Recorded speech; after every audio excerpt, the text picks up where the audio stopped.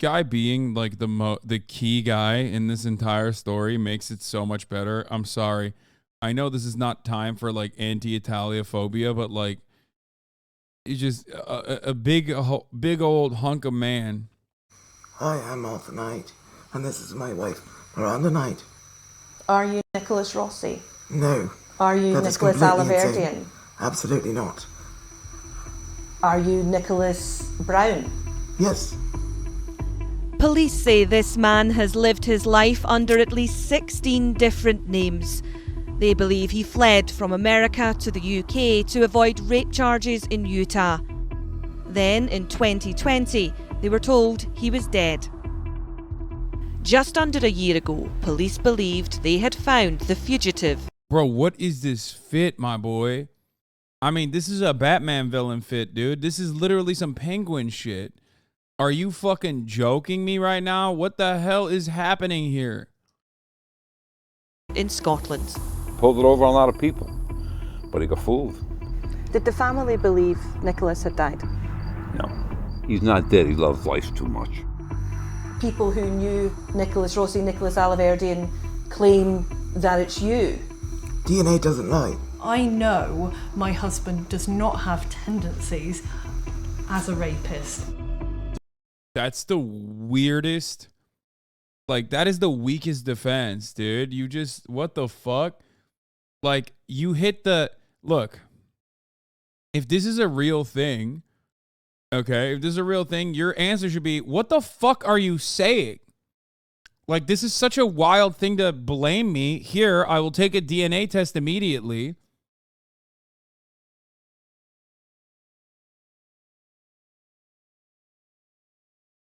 She said, my husband does not have the tendency of a rapist. Like, yo, British people who do rape and pedophilia have the funniest defenses for doing the rape and pedophilia. It's the Prince Andrew type defense where it gets me. I mean, she's not even British, I don't think, or he's definitely not. But it's so funny to me that, like, they picked up on that tendency where it's like, Prince Andrew was like, oh no, famously, oh no, as you can see, on this day I was wearing my non-raping shirt. This is a shirt I wear when I am not intending to rape a child. It's like, bro, a normal human being would never craft that sentence. Okay? What the fuck is wrong with you? Or like, oh, I could never rape. I am, I do not sweat. Because I lost my sweat glands at the Falkland War. That's right. I don't sweat, except I do now. I'm sweating currently. But there was a moment in my life where I was incapable of sweating. Noncery? Well, very capable physically of noncery, but incapable of sweating. Just a little bit of noncery. He's a con artist, is what he is. I call him a jellyfish. Because a jellyfish, you can't pick it up, there's no spine to it, but it has long tentacles and it can sting you. Is he capable of doing it? Anybody's capable of doing anything if they want to. I'd be very happy though just to see him remain behind bars. These are very serious charges that this man faces. Dateline, dead man talking. I need to get it. I don't have an NBC Universal profile, so I can't watch it right now. But maybe we can rip it and watch it. They claim this man faked his own death to evade those charges. Did you fake your own death? Sharon, we're sitting having a conversation. I've never been dead to anyone. It's a story that began with an arrest in a Glasgow hospital, and it continues to attract international headlines. Rhode Island is more than 3,000 miles away from where the individual at the centre of this case was arrested. It's here many believe they've always known the true identity of the man behind the mask. Who is Nicholas Rossi? Who's Arthur Knight? Who's Nicholas Alaverdian?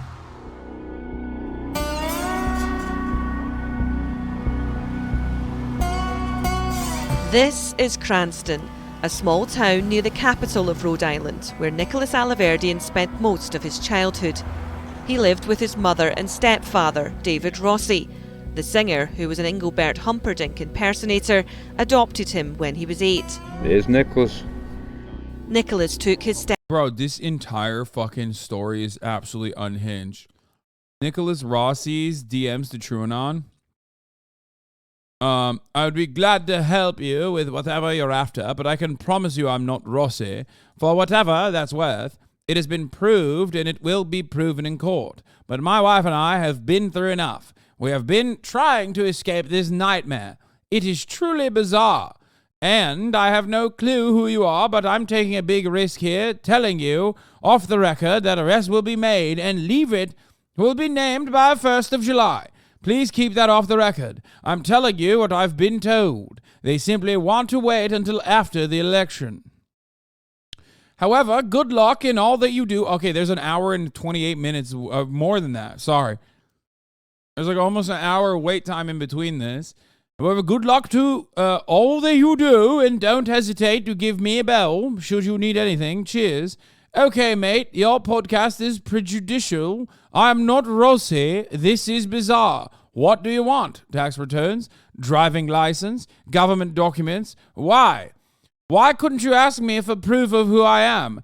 I'm in hospital with pulmonary embolisms at the moment. This is the last thing I need.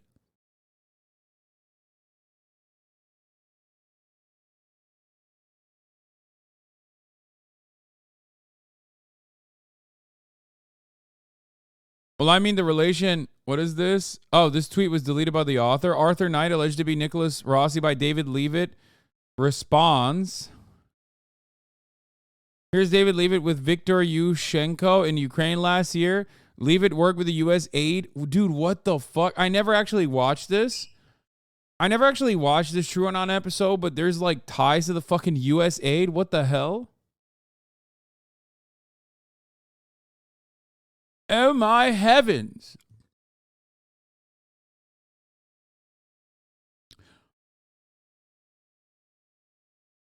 Just got rejected for a prom date, says Lieutenant Drip.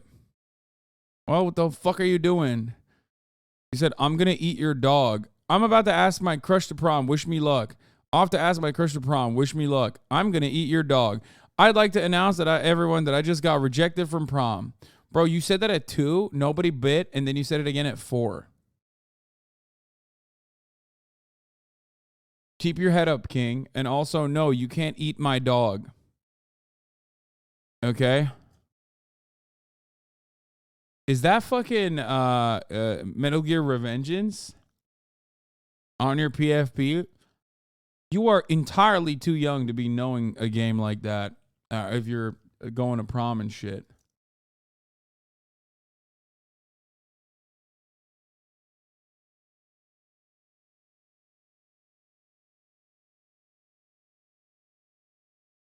Metal Gear is a great franchise, though. I highly recommend it. Important for childhood development. Anyway, let's get back to this fucking insane video. Stepfather's surname, but the pair's relationship was nothing short of turbulent and at times violent. As a child, from day one, when I adopted him and his brother and sister, they weren't no boggles either. He was trouble. Hit his mother, hit his grandmothers, steal from the other two. Trouble going to school, want to run everything, always want to be in control. He just wanted everything his way. He was the devil's spawn. I took a lot on. 3 kids, her.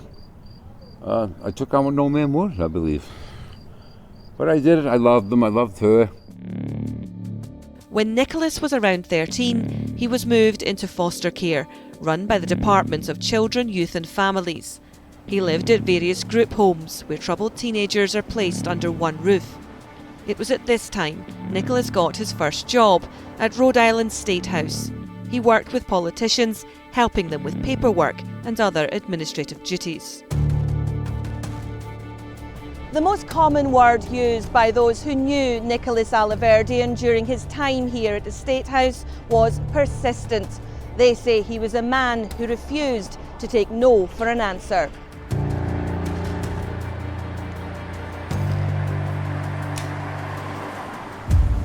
Bro, he could have been George Santos. Brian. Why? Nice to finally meet you. Pleasure. Former State Representative Brian Coogan took Nicholas under his wing. He initially thought the teenager was a genuine hard worker who had an unusually keen interest in the law for someone so young. He kept asking me to adopt him because didn't have any family and he was in a group home and a foster home, and he was going to live on this very street a couple houses down. Why didn't you adopt him? He called me up one day. Oh my God, this is the most Rhode Island Italian man, dude. What the fuck? Look at the rings. Jesus Christ, this man is so awesome. I mean, he's literally dripped out the fucking wazoo. He's got wrists that were specifically built naturally for girth, so he could fucking literally end up becoming a professional arm wrestler. He said, "Rep, you gotta come down to court. You gotta come down to court. They're trying to get rid of me." So I get down to the courthouse, and as soon as I walk up, he grabs me, hugs me, and embraces me like I was the only thing he had in this world. I said, "Nick, whoa, what's going on?" He says, "They're trying to get rid of me. You gotta help me." And I went in with the judge, and he said to me, he goes, "See this file right here?" He had a file on Nick. So all the times that he was telling you and the other reps up the state house that he was being abused, cuts and bruises, those were all self-inflicted. He goes, "I can't let you adopt him." Brian decided not to adopt Nicholas, even though the teenager claimed everything the judge said was a lie. Nicholas stayed in foster care and lived in Florida until he was 18. When he returned to Rhode Island, he took his claims of abuse to the next level. This is where Nicholas Alaverdian returns in his 20s to walk the halls of power in an attempt to gain support for his campaign to improve the children's welfare system. And I was subjected to torture, beatings, assault in various forms. I was refused to contact anybody at all. It was at this time he met Representative Ray Hull. Together they worked on legislation to improve the lives of children in care. Was Nicholas Alaverdian one of those kids who fell through the cracks? Yes, absolutely. Or why would he be advocating so much to make the change if he wasn't one of them that fell through the cracks? He was a young individual with some tenacity that wanted. Bro, what the fuck is this, dude? Members one morning before school when Nicholas wouldn't stop hitting his mother. This is literally the worst audio I've ever seen. It's also like dead man talking, fire emoji, mushroom, star emoji. It's like, who is this for? Like, is this for, yeah, audio I've heard. Is this for like Zoomers? I don't get it. For sure he was going to rape me, but I did. There were a couple times I wondered if, Like, I don't really understand.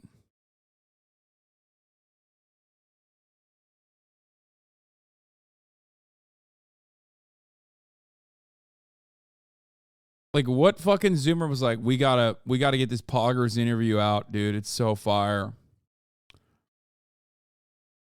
Huh.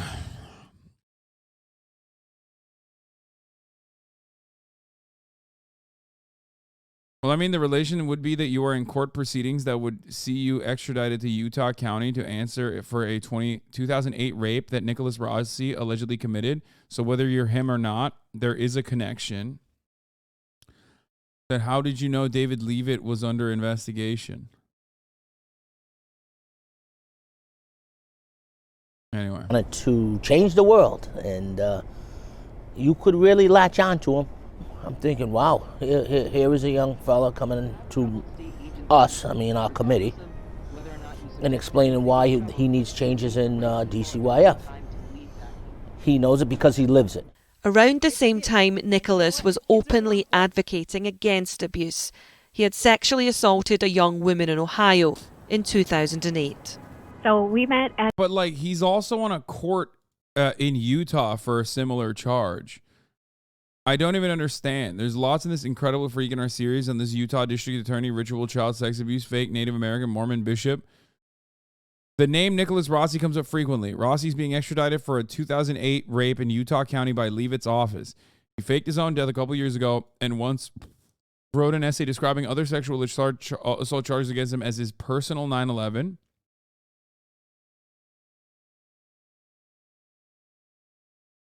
Like, this is what dude, this thread is insane. He now lives as Arthur Knight in the UK. Knight claims that he's not Rossi, has never been to the US, and is being set up. Here he is now.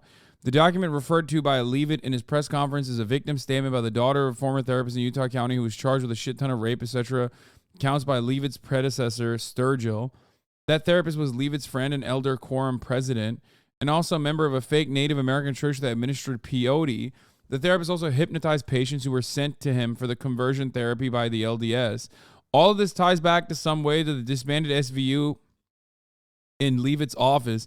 He abolished it in 2020, which left a lot of sore feelings. He's also being called a woke prosecutor by his opponents in the upcoming June 28th election, and Sheriff Smith has endorsed his challenger. Here's David Leavitt with Viktor Yushchenko in Ukraine last year. Leavitt worked with USAID from 2008 to 2004 to 2018 to advise Ukraine's legal system and mold it into the American model. Conspiracy or overlapping conspiracies in Utah County. No one save members of the media have seen the victim statement. Rossi seems to know something, but the only way he could is if someone leaked it to him. If you can, please leak it to us. Arthur Knight, alleged to be Nicholas Rossi by David Leavitt, responds. The tweet was deleted, unfortunately, so we can't even see it. Rossi and Knight links to a host of documents posted by a woman in Utah in a reply to the thread above. They're pretty wild, if a bit difficult to parse in parts because of the redactions. One thing to keep in mind, Rossi was caught faking MySpace posts by a woman who successfully got him busted on sexual assault charges, posts that would have exonerated him, so keep that in mind. I don't get it. I just don't understand what the fuck happened at all. At the campus cafeteria, he said, "Do you mind if I walk you to your class?" So when me and him were walking into the basement, he starts attacking me, trying to kiss me rough against my face.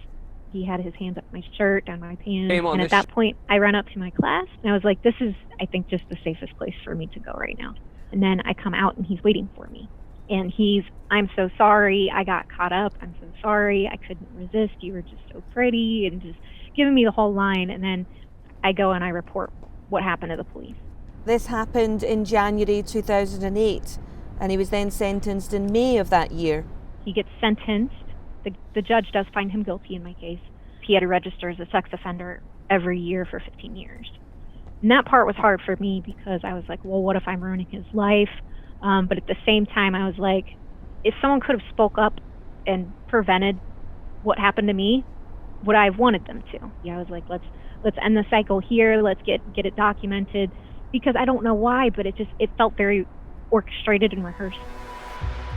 Nicholas was initially wanted by US authorities over one charge of rape in Utah, dating back to 2008. He has now been served with 2 more extradition requests from his state, one relating to the rape of a woman in Salt Lake City and another for a sexual assault in the city of Orem. Investigations have also been...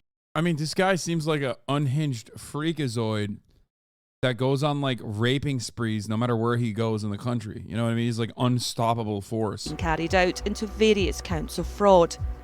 He's been married several times. One in Ohio lasted just 7 months. Brian claims Nicholas's second wife never knew about her husband's criminal record, and she told him she was abused from day one. He called me up one day and he says, Rep, I want to take you to dinner. I got married. I said, again? I mean, because he was supposed to be married like 3 or 4 times. He said, I want you to meet my wife, Catherine. We met at a restaurant in downtown Providence, a fancy restaurant called Fleming's. And talking to his wife, very lovely girl, pure as snow, salt of the earth, very religious. So we parted ways, and then they went back to Dayton, Ohio. She called me up a couple of weeks after that, and she was horrified into the phone. Nick was locking her in the bathroom. He stole her identity. He got credit cards in her name. And she was just on the horrors. I said, Catherine, I said, you call the police? She goes, I call the police. I'm going to get away from him. Well, what was your reaction when you got that phone call? I was horrified. I couldn't believe it. I started Googling Nick's name, and I used all his aliases. I found out he's a registered sex offender. He's suing people. People are suing him. He's got all sorts of court cases going on. Nick's a weird kid. I said I would help him out with some money. You need to get an apartment. And Nick had called me. He goes, oh, can you help me out? Can you help me out? And I said, yeah, Nick, I'll help you out. Dude, this guy being like the key guy in this entire story makes it so much better. I'm sorry. I know this is not time for like anti-Italia phobia, but like He's just a big old hunk of man. A big old meatball marron from, Rhode Island, being like the most, a narrator in this situation is great. And I just decided not to. Why should I, I've given him money before. I loaned him money. Never paid me back. He says, you said you would. I said, no, I didn't. So we went right to his phone. He went to my folder. He went to the date and he played it back for me. How crazy is that? So I said, Nick, what is that about? He goes, I record every phone conversation and I file them. I put them in a file. It's a dangerous kid. It's believed around 2017, Nicholas left the United States and travelled to Europe. Ray hadn't spoken to Nick in some time and then received a phone call from him to say he was unwell. At this stage, the state representative said he had no idea that the man he was speaking to was a registered sex. Yes, Big Shooby, I did talk about the court documents for Daniel Perry. He was literally chatting multiple underage women, soliciting nudes. I am familiar. That was last week's coverage. If you would like to find out more about the Daniel Perry court case and what Governor Greg Abbott is intending to do, please go watch my video on it. I mean, not even last week, like 2 weeks ago, I think we talked about it. But ex-offender facing further allegations. I get a phone call once or twice. I'm in Russia now. I have a sickness, and he's going to be treated. And so that goes on. And then I get another call, I'm dying. I said, Joel, you can beat this. You'll be fine. His voice was scratchy. It's all coming back to me now. He was labored. I felt kind of sorry for the guy, and I encouraged him. I said, I'll pray for you. This is not the end. There were many other people who come through this, and keep your chin up. You'll be fine. Police agencies were tracking Nicholas and had asked those closest to him to try and flush him out. Next thing you know, I have the U.S. Marshals coming to my house. I had the FBI from Ohio call me. I had the FBI from Providence, Rhode Island call me. And they're all looking for him. Was Nicholas Alaverdian still alive? Yes, he was still alive. And he was calling me every now and then. And when he called me, I said, Nick, you got everybody looking for you. You got serious charges. He was calm and cool on the phone, talk like a lawyer. Oh, it's all a big misunderstanding. And you almost want to believe him.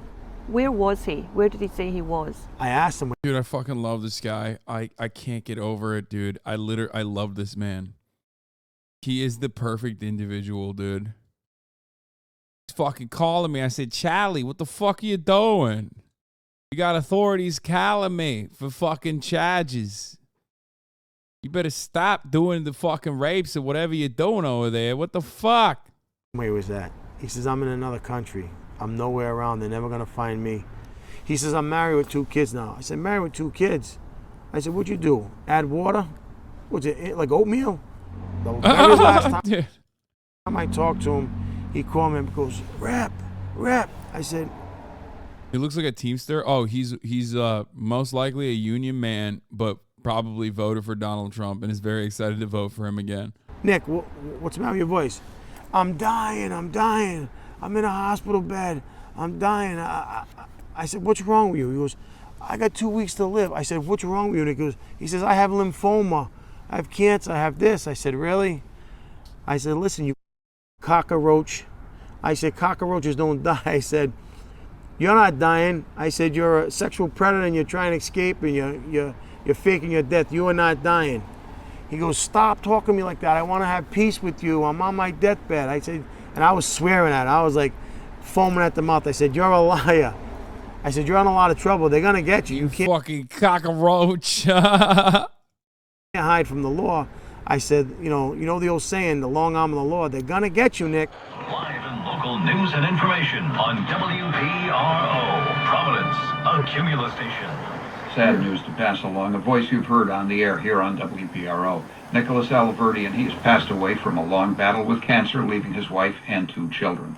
Nicholas Alaverdian was 32. His passing is a very, very sad incident for us, and may you rest in peace, Nicholas. Next thing I hear a call from his wife, which I didn't know he was married. She's asking me to present the official proclamation of the passing of Nicholas Alaverdian as a memorial from the State House official. Which you did? Of course. How do you feel about that now? Well, from what I know now to what I knew then, I feel kind of, disappointed, but I would still do it again for the person that I knew who died or passed away. I would still do it, not thinking that he might have set this up himself.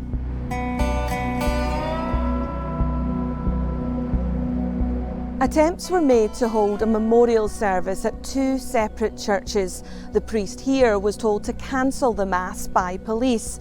Officers believe that Nicholas Alaverdian may have been vain enough to attempt to attend the service himself to hear the tributes being paid. What did you think when you saw that obituary? I was furious. I said, this kid is a con artist, is what he is.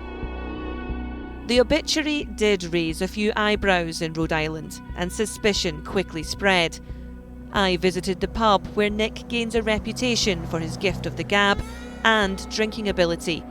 The achievement of downing 300 pints is celebrated on the walls of the Wickeden. They had a nickname for him here. That's right, they called him 3 Questions Nick. What the fuck is...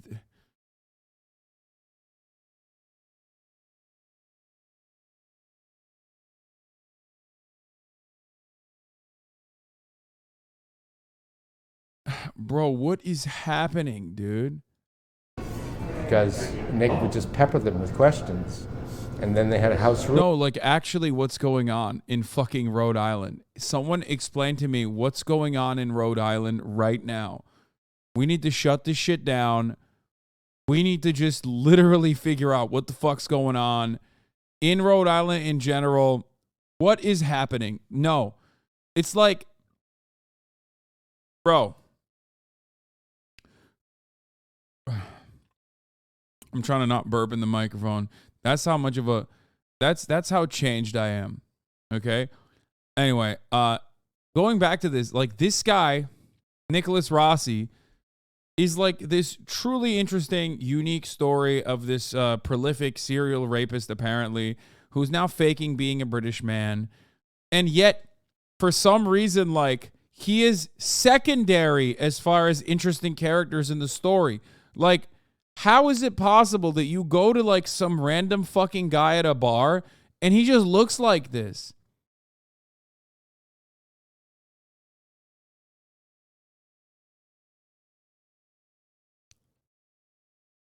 I mean, this guy looks like, he looks like a founding father or a sailor.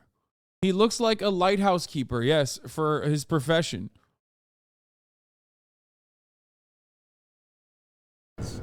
And then they had a house rule that he was only allowed 3 questions or they would cut him off. So he was known as 3 Questions Nick. Nicholas Alaverdian, according to everyone, died. Yes. Did you believe that Nick No, died? especially the crew here, they smelled a rat almost immediately. His name is Stephen O'Shea. These are the guys who are like, I'm actually 11th generation Irish, but I went back to Ireland type dudes, right? Didn't I tell you when the obituary came out? Wasn't I the first to say it? Yes, you were. What did you say? The wicked and bartender. Fucking wicked, dude. Nick's not dead. Nick wrote his own obituary. I was more credulous because I was contacted by his family to speak at his memorial, and his supposed wife called me from Europe. The last time I spoke to Nick, he said he was living in Western Ireland. So I said to this woman, well, how are you doing in Western Ireland? She said, what are you talking about? I live in Geneva. I went, oh, that's interesting. But she said, Nick wanted you at his service because he loved what you wrote about him. And I thought, what did I write about him? I've never written anything about him. And so she read me this very quote of fulsome praise for him. And I said, I didn't write that. She said, oh, well, no, Nick cherished it. Do you doubt it all, everything, or do you think? I doubt everything. I doubt everything. I have no idea. I don't know him. I thought I knew him, but I don't, and I certainly doubt every aspect of his biography that he told me. Over in the UK, a man calling himself Nicholas Brown married a woman called Miranda Knight on February 22nd, 2020, a week before the date of death stated on Nicholas Alaverdian's obituary. This man began working for a Canadian woman who's expanding her business across the pond, but things quickly turned sour. She now believes the person she employed was Nicholas Alaverdian. I knew him as Nicholas Brown. In January 2020 is when we started, and by the end of the month, I was not very happy. It's insane that like the Utah part of the story is like so incredible and psychotic, like that it makes this part of the story seem sane.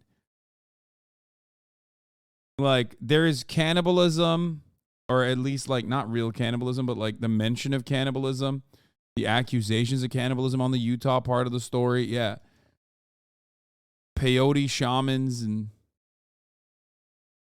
whatnot, from what I understand. I didn't really look at the TrueAnon coverage of this, so I don't really fully know what the fuck happened here. But I remember covering like some parts of the story and like a while back when it first came out in like local news and shit, where I thought, you know, it was interesting. But I never followed up on it, but it seems like TrueAnon did.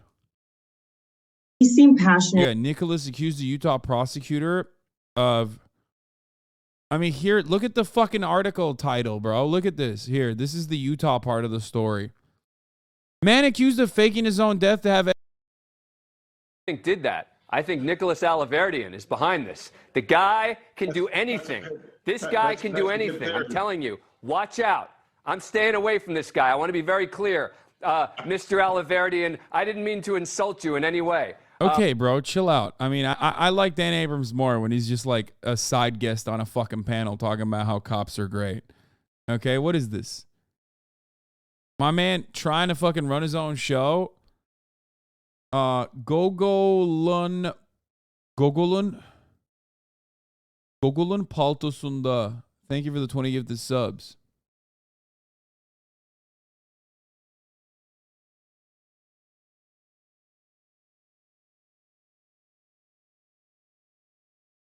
No, I'm sorry. Go. No, and so I, you know, we don't have any say or any control over the extradition proceedings because that's handled by the Scottish authorities. Right.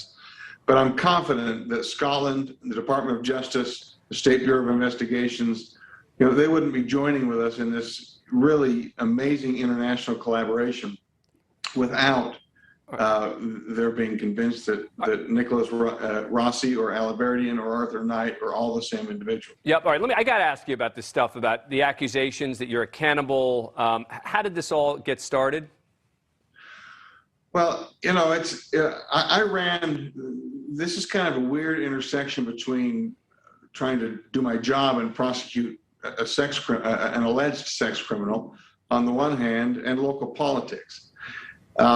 I ran for a platform of restoring checks and balances to the criminal justice system, meaning we got to get rid of plea bargains, and we. He's a woke DA, bro. So that the jury can be a check on the prosecutor, and prosecutors need to stand up and become a check on the police. Okay.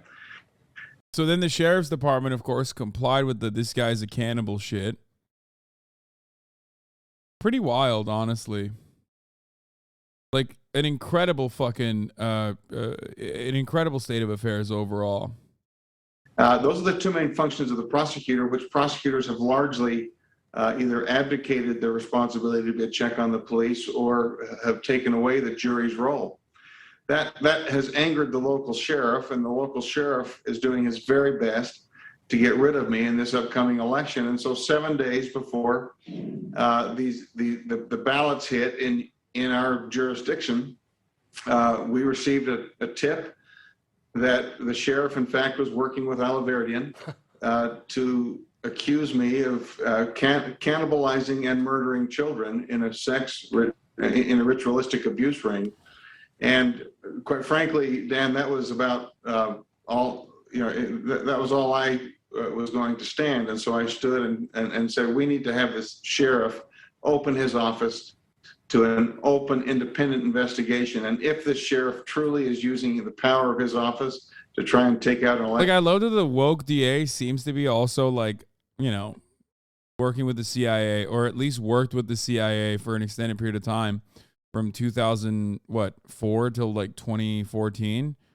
So that's like, this is, God, I fucking love this.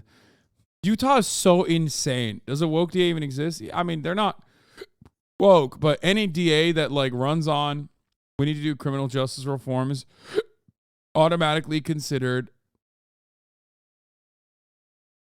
woke and paid for by George Soros. And they claim that, George Soros is paying them so they can do crimes, to make crime legal. The prosecutor who is his check, then the sheriff needs to resign. Yeah. And I assume, the fact that he's working, look, we called the sheriff's office for comment, but, I'm out of time here, but you're not a cannibal, right? No, I'm not, Dan. Okay. All right. nor am I a murderer. I needed to ask the question. David Levitt, I come back on the show after the extradition hearing. I'm going to save some more time for it, so we have a little more time to chat. I mean, it's just insane that like this fucking guy, Nicholas Rossi, literally successfully alleged that this dude was a cannibal, and because he was a quote unquote woke fucking DA, that people went along with it. Like the sheriff went along with it. And he seemed like he was determined. But then one day I just had enough and I texted him because I didn't want to tell him verbally on the phone because he was very aggressive sometimes. And then that's when he started to show me his smear campaign that he prepared. I lost a lot of money, not just the 40 grand, but hundreds of thousands, because I had to do damage control. I don't think I'm going to ever see that money. Like, I spoke to criminal lawyers over here and they're like, don't even bother. He cons somebody and uses that money to con the next person. I'd be very happy though, just to see him remain behind bars. Reports have emerged of claims of fraud, in particular I a have newspaper report from a Canadian fraud. businesswoman. Yes, a Canadian business. I worked with that Canadian businesswoman. This person is not British, dog. I'm sorry.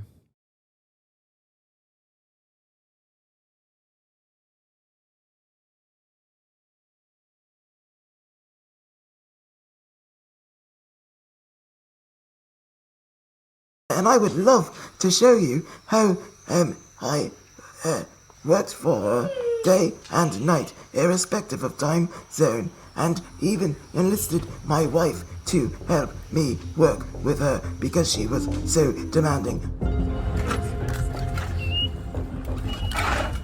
Early 2022, and a man claiming to be Arthur Knight was taken into custody after fears he posed a flight risk.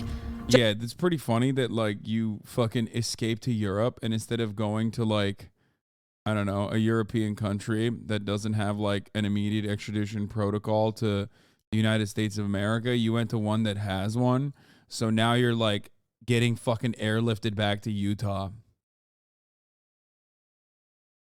Just weeks earlier, he had been arrested while being treated for COVID in a Glasgow hospital, as the American authorities believed he was Nicholas Alaverdian. Since news of his arrest, more women have spoken about their experience. Bro, what is this drip though? Oh shit. Waking up. No, she's not waking up. What the ever-loving fuck is this drip that he's wearing, bro? I mean, Americans will literally go to jail before learning a language that isn't English. Yeah, I guess. Of Nicholas's behaviour. Caught in Scotland last month.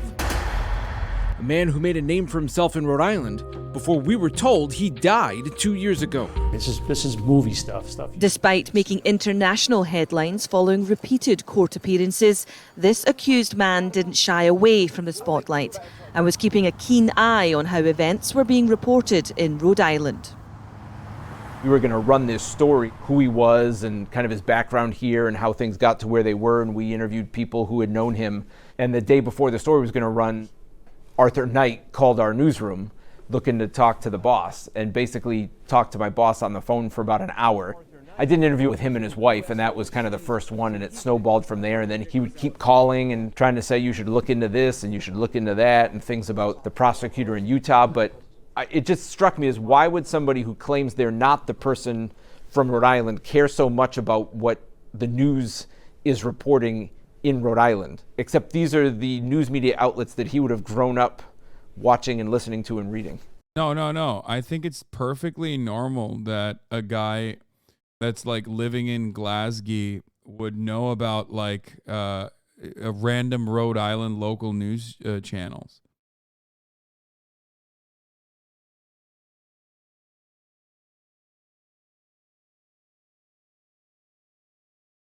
News is distracting from this.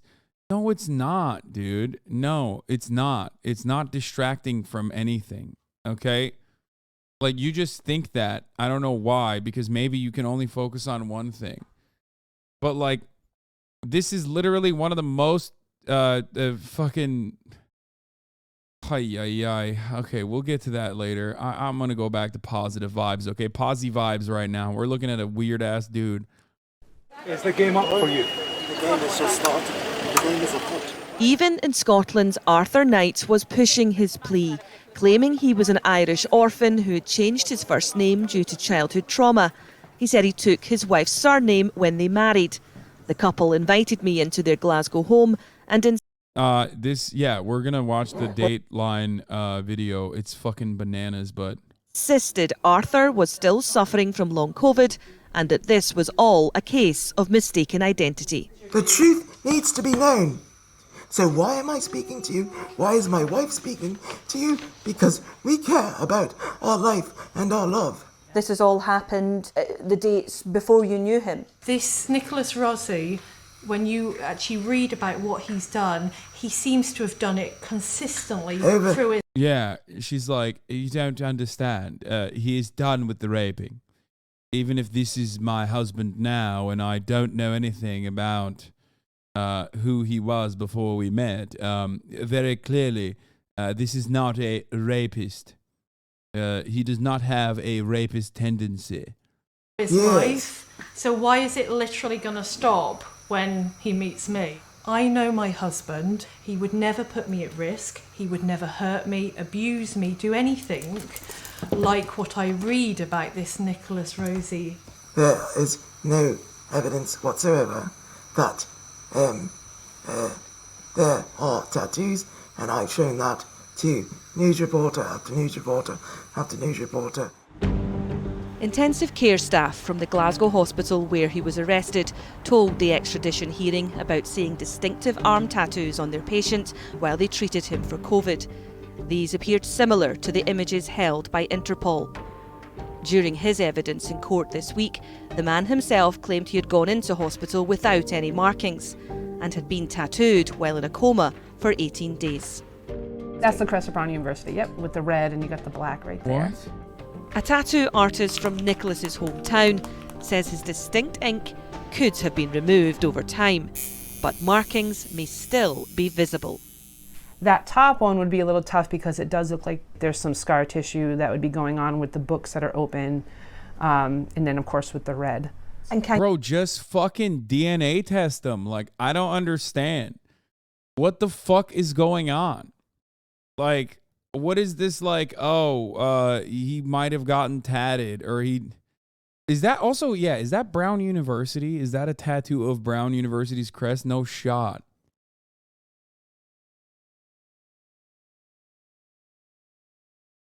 He said the DNA proved him innocent. Yeah, no shot it did. What the fuck do you mean? I think he's talking about one of the cases when he says the DNA proves him innocent. Not that he's not fucking Nicholas Rossi or whatever. He's saying the DNA proved Nicholas Rossi innocent, which is also something that you wouldn't say as Arthur Knight. You would say that as Nicholas Rossi. Can you treat the scarring? You probably could. You'd have to probably go to a dermatologist for that to see. Again, depends on how deep it is too. I'm assuming all this removal is very expensive. Oh yeah. Yeah, it can be very expensive. So that's why I tell people, if you're gonna get tattooed, make sure it's what you want, because it hurts a lot more and it's a lot more expensive to remove it. So, you know. It's now official. Arthur Knight is Nicholas Rossi, aka Nicholas Alaverdian. It's a court decision those in Rhode Island suspected all along, but it hasn't erased their pain of being lied to by a man they thought they knew. See that mask and wheelchair? That's bull. This makes it even funnier that he's like keeping up the fucking... He's just like keeping up the memes, I guess, for the fun of it. I don't fucking know. It's very weird. It's very weird to be this way. That's bull. There's nothing wrong with him. He's faking for sympathy, trying to get off. From what I'm hearing now and all the stuff that's coming out, my head spins sometimes. It's like, wow. Wow. It's on him now to come forward. It's on him to say, hey, I did this. Is Arthur Knight Nicholas Rossi?